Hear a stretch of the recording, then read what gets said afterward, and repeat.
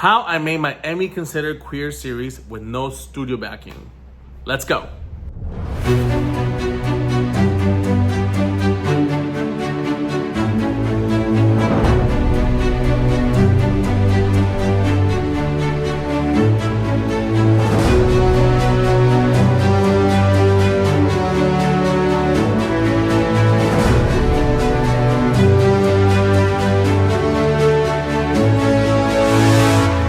No studio, no agent, no rich investor, just a lot of ambition, a couple friends, and a heck of a lot of guts.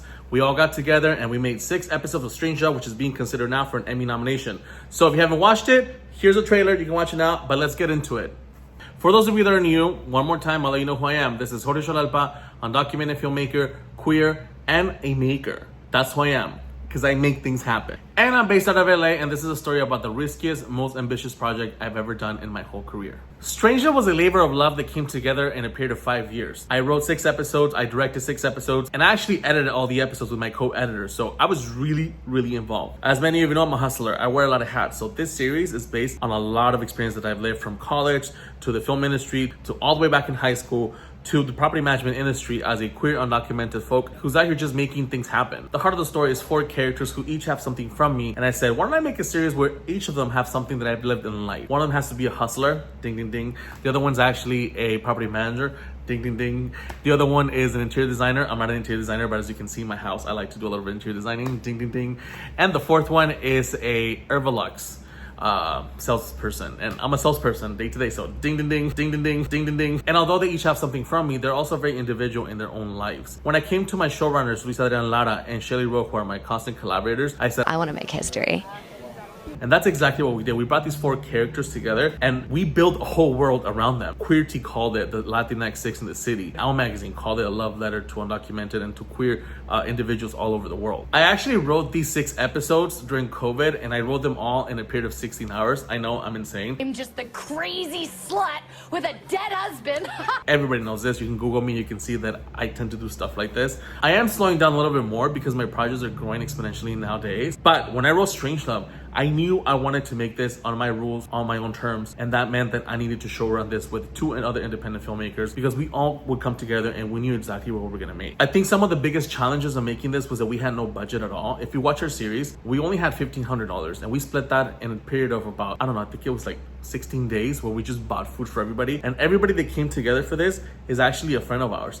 People that understood how we were making this. People that knew that we were gonna get something out of this, whether it be footage for the reel or something just out of it. Who knew, who would have told us that we were gonna end up on Amazon Prime and also on Reverie, and that they were gonna consider our series for an Emmy nomination? When we made this, we had no goals at all for that. We didn't have any intentions for that. And that's kind of been a thing for me in all my projects. I don't like to make promises that I can keep to any of my people, but I do promise them that we'll make something that will make us proud. Part of why I made this series too is because for the longest I've been wanting to act, and I remember I wrote one of the lead characters for myself, but when it came time to actually get this done, I wanted to make sure that we did something of quality and not just something that looked like anything else that was already out there. Because listen, when you're making a web series, there's a lot of them out there that you just like, who made this and why did this get made? And that's exactly what I didn't want for this. You know, when you watch Strangelove frame by frame, you can tell that each frame was specifically designed for this series. You can tell that the coloring behind it was specifically done for this, the acting, the writing, everything that you see on Strangelove is specifically done for this specific series, as it always should be. The problem is that sometimes indie filmmakers tend to sacrifice a lot of things just to get something out into the world.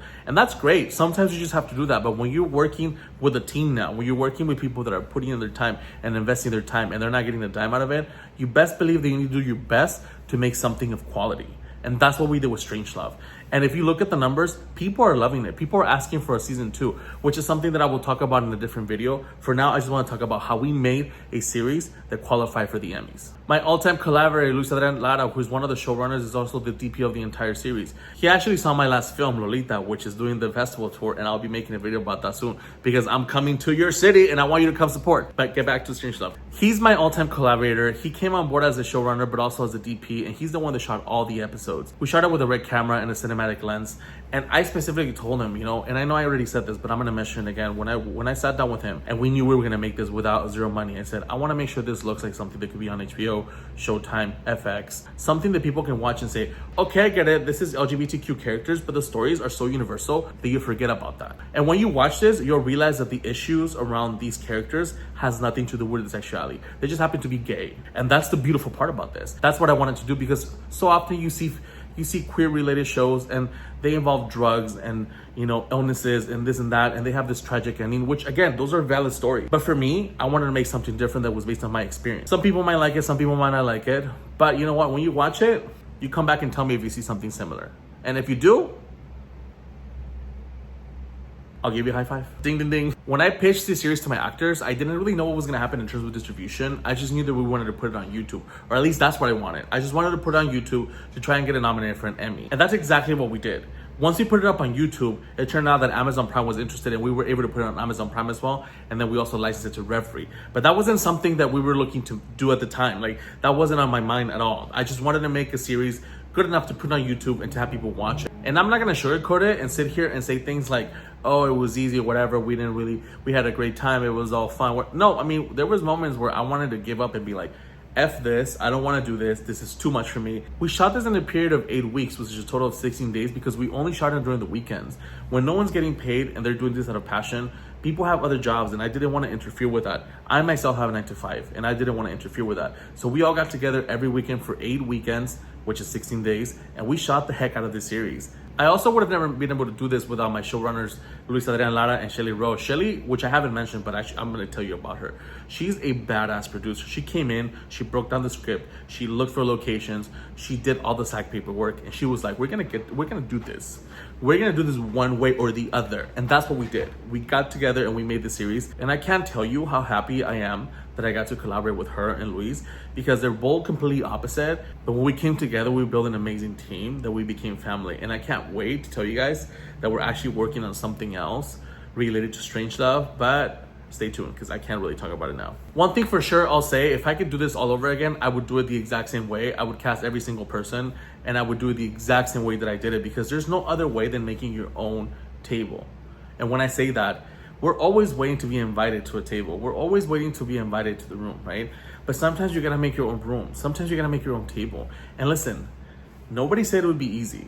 It's difficult. I started with an iPhone. As a matter of fact, I'm shooting this video with the exact same tripod that I shot my first feature film 10 years ago. That's how long I had this tripod for. And I'm like, it works, you know? And listen, if tomorrow there was a world war and all we had was sticks and stones, as long as I have my phone, a tripod, and my boom recorder, I'm gonna go out there and make a movie about the end of the world. Because at the end of the day, all that matters is your determination. Motivation, listen, you can wake up motivated one day, you can wake up unmotivated one day. What you really need is determination and discipline, because discipline will go a long way. Sometimes you're just not motivated. Sometimes you wake up depressed. Yes, all those things happen.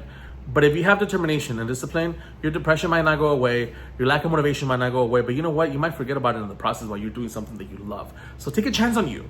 Take a chance on you now and go out there and do it. Take reins of your own career and do it, because if I'm doing it, you can do it too. The last thing I want to leave you with is some unsolicited advice. Believe in yourself the same way you believe in others. Period. And if you really want to support, subscribe to my YouTube channel and follow me. Follow me on my socials. And I'm gonna tell you why you need to follow me, because next week I'm gonna be talking about the things I wish I knew before making my first feature film. Listen, that sounds like a pretty vague subject, but there's a lot of you guys out there that want to make your first feature film and you don't even know where to start. I had just graduated from law school and I wanted to make a feature film. And I didn't even know how to make a feature film. What did I do? I Googled, what's a film director? What's a cinematographer? What's a producer? And then there I was, so confused with all this information. Which am I? Am I a producer? Am I a director? Am I a cinematographer? Am I a screenwriter? What am I? And you know what? Sometimes I don't even know what I am still. But I'm here and I'm doing something. And you deserve to be going after your dream as well. So stay tuned, follow me for next week's video, because you're not gonna wanna miss it.